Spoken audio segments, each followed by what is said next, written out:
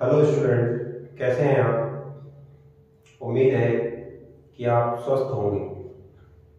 आज मैं आपके साथ दीपक कुमार कक्षा 10 में आज फिजिक्स में अवतल दर्पण पर आधारित स्थितियां लेके आए हैं।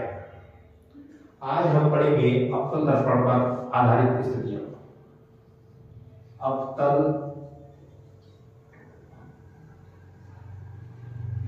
दर्पण पर आधारित स्थितियां।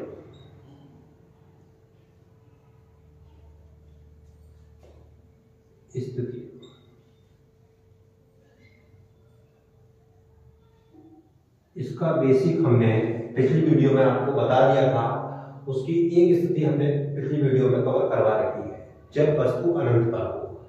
आज हम पढ़ेंगे सेकंड स्थिति की, जब वस्तु अनंत व वक्रता केंद्र के बीच में हो। अनंत व वक्रता केंद्र के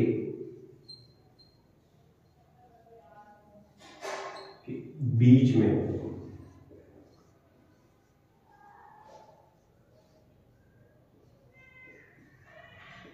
यानी कि जब हमारी वस्तु अनंत और वक्रता केंद्र के बीच में रखी है तो प्रतिबिंब की स्थिति प्रकृति क्या होगी और उसका आकार क्या होगा। ये अवतल दर्पण के लिए हम काम कर रहे हैं। ये एक अवतल दर्पण है। अभी इस समय किसी प्रकार का दर्पण नहीं है। अब यदि हम इसका उभरा हुआ भाग पॉलिश कर देंगे तो ये हमारा अवतल दर्पण बन जाता है।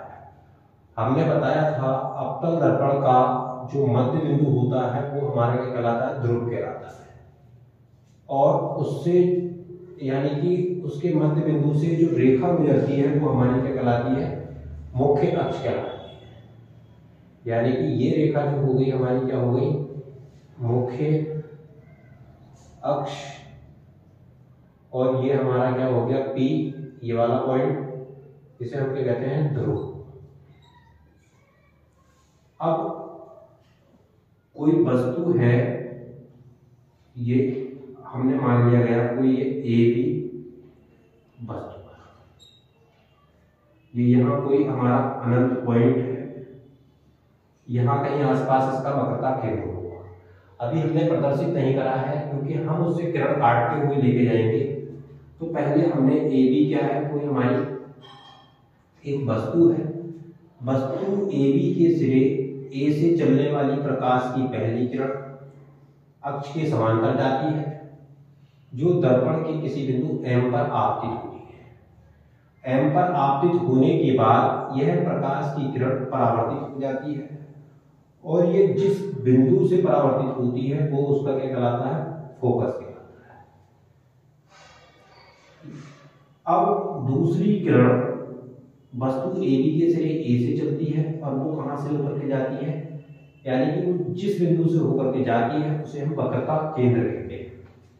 इस प्रकार जो हमारा ये दोनों किरणें कटी वो कहां कटी, ये बीच में कटी और इस बीच में कटे हुए भाग को हम क्या कह रहे हैं, A डैश B डैश। तो इस प्रकार A डैश B डैश हमारा प्रतिबिंब प्राप्त हुआ। अभी इस डायग्राम में थोड़ी सी हमारी मिस्टेक है। मिस्टेक क्या है कि इसमें अभी हमने एरो को कवर नहीं कर रखा था, अब हमने एरो को कवर कर दिया। जब तक प्रकाश वाले चैप्टर में हम एरो नहीं लगाएंगे तब तक हमारा डायग्राम गलत है। तो इस प्रकार हमारा ये कंप्लीट डायग्राम हो गया। तो हमसे क्या पूछ रहा है कि प्रतिबिंब की स्थिति क्या है, प्रकृति क्या है और आकार क्या है। तो इसमें हमारा जो प्रतिबिंब बनेगा, जिस ओर वस्तु है यदि प्रतिबिंब उसी ओर बन रहा है तो प्रतिबिंब हमारा वास्तविक बनता है। और ये क्या है, इसका एरो ऊपर को है, प्रतिबिंब का एरो नीचे की तरफ है। तो यानी कि प्रतिबिंब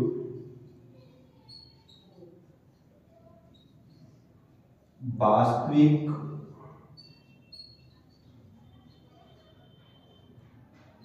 उल्टा। अब वस्तु से छोटा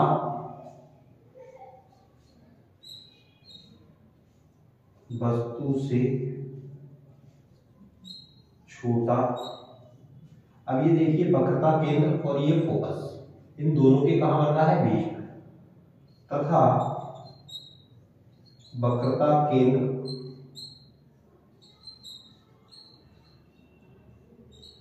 व फोकस के बीच में बनता है, बीच में बनता।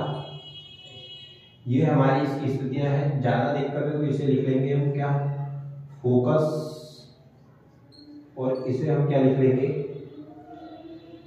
वक्रता के।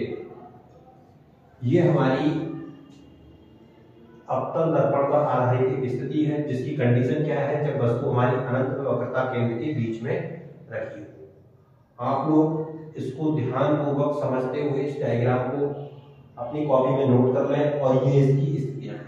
पेपर में ये पूछ लेता है कि जब वस्तु अनंत वक्रता केंद्र के बीच में होगी तो अवतल दर्पण में प्रतिबिंब की स्थिति क्या बनेगी। तो स्थिति क्या बनेगी, वास्तविक उल्टा वस्तु से छोटा तथा वक्रता केंद्र और फोकस के बीच में हमारा प्रतिबिंब प्राप्त हो रहा है। ये हमारी दूसरी स्थिति है। पहली हमने अनंत पर करवा दी थी, दूसरी हमने ये करवा दी कि वस्तु अनंत वक्रता केंद्र के बीच में होगी। इसको आप लोग नोट कर लीजिएगा। अभी हम तीसरी स्थिति इसकी करवाने जा रहे हैं। अब हम तीसरी स्थिति पढ़ेंगे जब वस्तु वक्रता केंद्र पर हो। जब वस्तु वक्रता केंद्र पर हो, केंद्र पर हो, तब हमें यह बताना है कि प्रतिबिंब की स्थिति और प्रकृति क्या होगी। फिर से कोई सेम चीज, हमने अवतल दर्पण बना लिया। अवतल दर्पण का मध्य बिंदु हमारा ध्रुव कहलाता है। अब यहां हमने ध्यान देना है, ये ध्रुव भी हो गया। अब हमारी जहां वस्तु रखी है वो हमारा क्या हो गया, ए बी कोई वस्तु है जिसका वक्रता केंद्र सी है। फिर से कोई सेम चीज कि वस्तु ए बी के सिरे ए से चलने वाली प्रकाश की पहली किरण अक्ष के समांतर गई और दर्पण के किसी बिंदु एम पर आपतित होगी। आपतित होने के बाद वह प्रकाश की किरण जिस बिंदु से होकर के जा रही है या प्रतिच्छेद कर रही है उसे उसका क्या कहते हैं, हम फोकस कहते हैं। दूसरी किरण भी हमारी क्या गई, उसी बिंदु से होकर के जाएगी तो ये दर्पण के किसी बिंदु एन पर आपतित होगी और आपतित होने के बाद यह किरण उसी माध्यम में क्या हो जाती है, परावर्तित हो जाती है। इसको थोड़ा आप लोग ढंग से बना लीजिएगा। इसको हम यहां से इसको प्रॉपर तरीके से मिला दे रहे हैं। तो इस प्रकार ये जो किरण है ये हमारी क्या है, इस तरीके से बन के आएगी, ए डैश और ये बी डैश। थोड़ा डायग्राम को आप सिस्टमैटिक वे से बना लीजिएगा। जितना पहले ये बनाएंगे उतना ही पहले यहाँ पर बना लीजिएगा। क्यों, क्योंकि ये प्रतिबिंब और ये प्रतिबिंब क्या आता है, बराबर आता है। थोड़ा ड्राइंग इशू की वजह से ऐसा है, ये ए बी और ये ए डैश और ये बी डैश दोनों क्या आएंगे, हमारे बराबर आएंगे। अगर आपको थोड़ा सा भी डाउट है तो आप एक काम करना, पहले ए बी बराबर जैसे मान लिया आप स्केल से नाप लेंगे, फिर उसके बाद उतना यहाँ पर भी बराबर नाप लेंगे। तो ये हमारा क्या है, दोनों वस्तु और प्रतिबिंब दोनों हमारे क्या जाएंगे, बराबर आ जाएंगे। इसमें फिर से कोई सेम चीज एरो यहां से हम कवर कर लेंगे। तो प्रतिबिंब वास्तविक उल्टा वस्तु के समान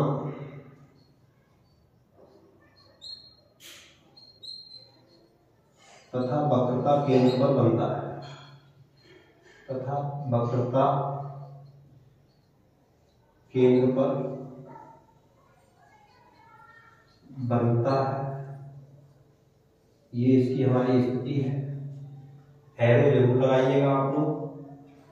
इसको आप अपनी कॉपी में ध्यानपूर्वक नोट करिए। थर्ड स्थिति है। अब हम फोर्थ स्थिति पढ़ेंगे कि जब वस्तु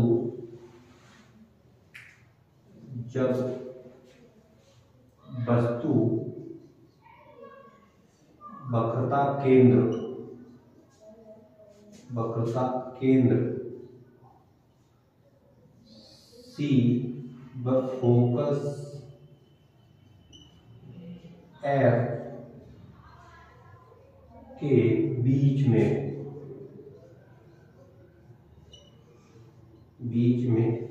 हो। हमें तब बताना है कि तब प्रतिबिंब की स्थिति क्या होगी। फिर वही चीज, एक अवतल दर्पण बनाया हमने।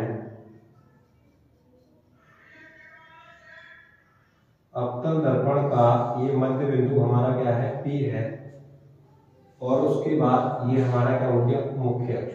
इसे हम क्या कहते हैं, ध्रुव। और ये लाइन खींची गई है, ये हमारा क्या है, मुख्य अक्ष। हमारा फोकस यहाँ कहीं है और वक्रता केंद्र यदि हमारा यहाँ कहीं है, तो हमने क्या करा, इस वस्तु को इसके बीच में रख दिया। एक कोई वस्तु है, पहली किरण अक्ष के समांतर गई, दर्पण के किसी बिंदु M पर आपतित हुई, और M पर आपतित होने के बाद ये जिस बिंदु से होकर के निकल गई, ये हमारा क्या कहलाएगा, फोकस कहलाएगा। यानी कि इसे क्या लिखते हैं, H। दूसरी किरण दर्पण के किसी बिंदु N पर आपतित हुई, और वापस उसी माध्यम में ये क्या होगी, किरण लौट आएगी। लौटने के बाद ये जिस बिंदु से होकर के जाएगी, ये हमारा उसका क्या कहलाएगा, वक्रता केंद्र कहलाएगा। इस प्रकार इन दोनों किरणों को जब हम पीछे की तरफ मिलाते हैं, तो ये कहीं ना कहीं एक दूसरे के बिंदु पर मिलती हुई प्रतीत होती है। तो ये A डैश B डैश हमारा क्या होगा, प्रतिबिंब प्राप्त होगा, जो कि देखने में वस्तु से काफी बड़ा लग रहा है। जिस ओर वस्तु A की है, उसी ओर हमारा क्या है, A डैश B डैश प्रतिबिंब बनता है। तो प्रतिबिंब वास्तविक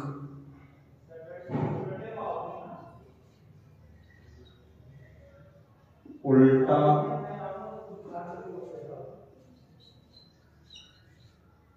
वस्तु से बड़ा तथा वक्रता केंद्र है, ये वक्रता केंद्र से आगे की ओर बनता है, तथा वक्रता केंद्र से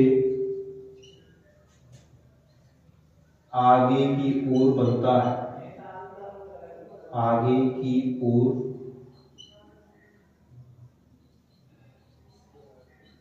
बनता है। यह हमारी क्या है, जब वस्तु अनंत और वक्रता केंद्र के बीच में हो, तो उसकी स्थिति यह बनेगी। इस डायग्राम को आप ध्यानपूर्वक अपनी कॉपी में नोट करिएगा। अब हम पढ़ेंगे इसकी नेक्स्ट स्थिति, फिफ्थ, जब वस्तु फोकस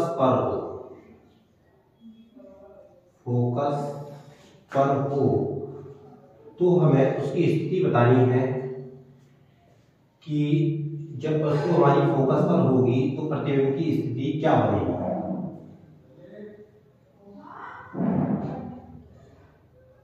हमने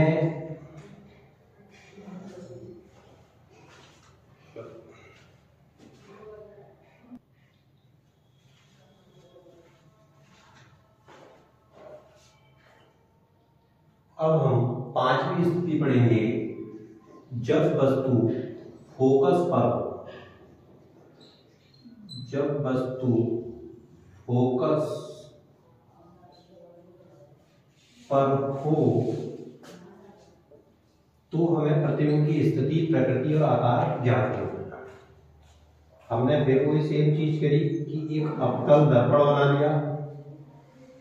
अवतल दर्पण का ये मध्य बिंदु है जिसे हम क्या कह रहे हैं, ध्रुव कह रहे हैं। ये हमारा क्या हो गया, ध्रुव हो गया। अब हमारी वस्तु ही फोकस पर रखी गई है। हमें ध्यान देना है कि ये एक वस्तु है ए, ये हमारा क्या है, फोकस है। वस्तु ए भी जो है फोकस पर रखी गई है।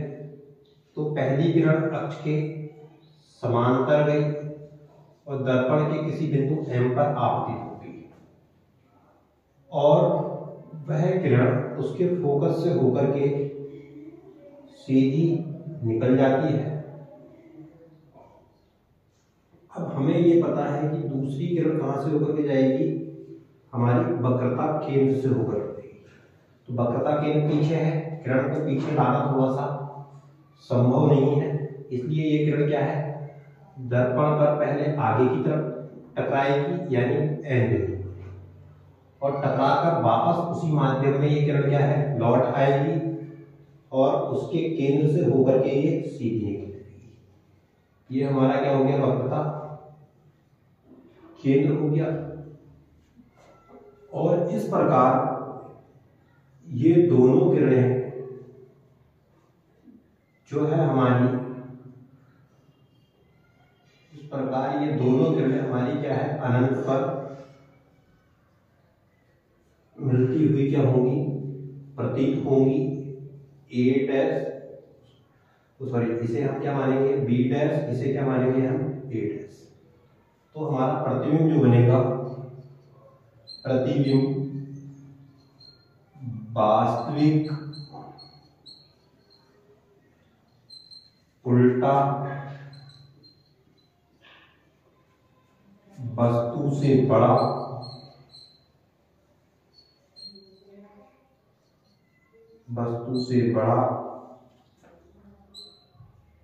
वक्रता केंद्र से आगे की ओर, वक्रता केंद्र से आगे की ओर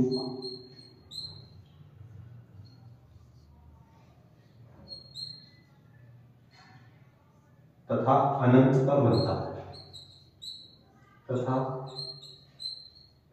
अनंत पर बनता है। ये हमारी इसकी क्या बनेगी, स्थिति प्रकृति, और क्या बनेगा हमारा आकार बनेगा इसका, जब वस्तु हमारी फोकस पर रखी गई होगी। तो आप लोग इसको ध्यानपूर्वक अपनी कॉपी में नोट कर लीजिएगा।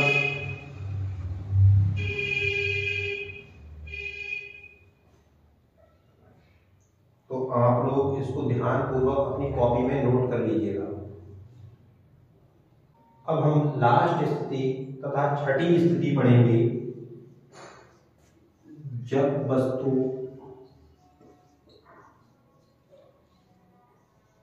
फोकस व ध्रुव के बीच में हो,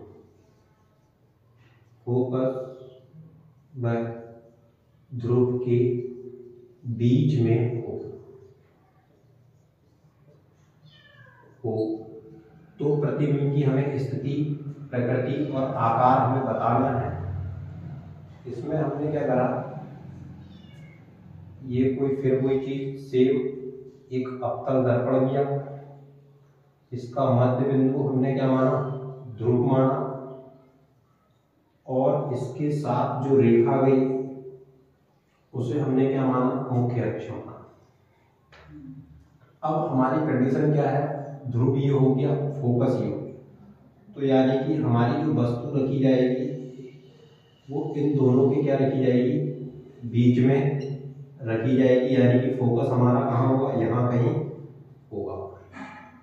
तो वस्तु ए बी क्या है, ध्रुव और फोकस के बीच में रखी गई है।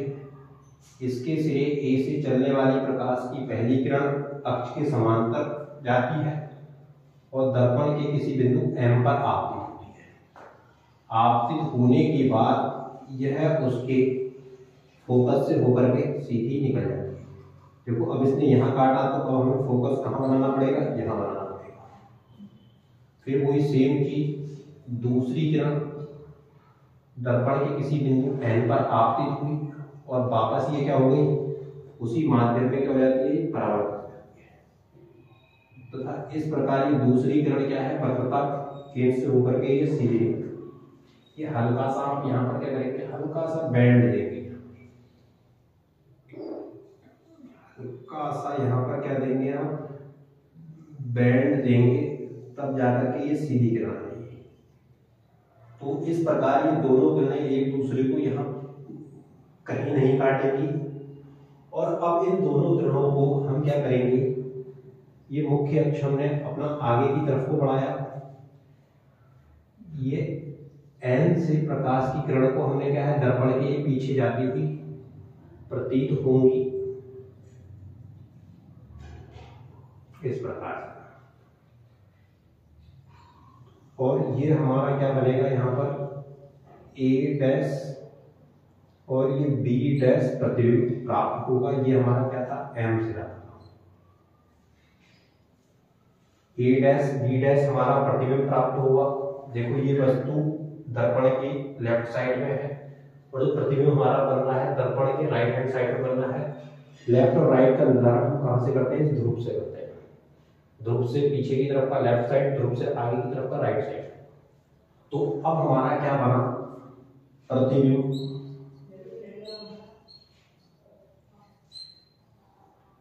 आभासी, क्योंकि दूसरी ओर बन रहा है, दर्पण के पीछे बन रहा है, आभासी सीधा वस्तु से बड़ा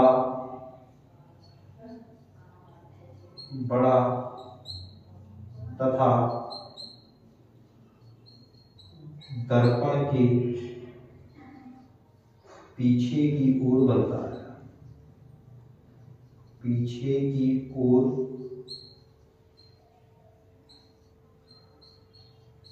बनता है।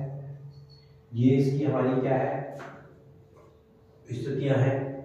अभी इस डायग्राम में ये एरो नहीं लगा था, अब इस एरो को भी हमने लगा लिया है, हमारा डायग्राम कंप्लीट हो गया। तो ये इसकी लास्ट स्थिति थी। अब आप लोग उसको ध्यानपूर्वक समझते हुए उतार लेंगे और अपनी कॉपी में अच्छे से नोट करना है। अगर वीडियो अच्छी लगी हो तो लाइक करें, शेयर करें और चैनल को सब्सक्राइब करें तथा अपने दोस्तों को ये वीडियो ज़्यादा से ज़्यादा शेयर करें, जिससे कि वो भी इसका लाभ ले सकें। धन्यवाद।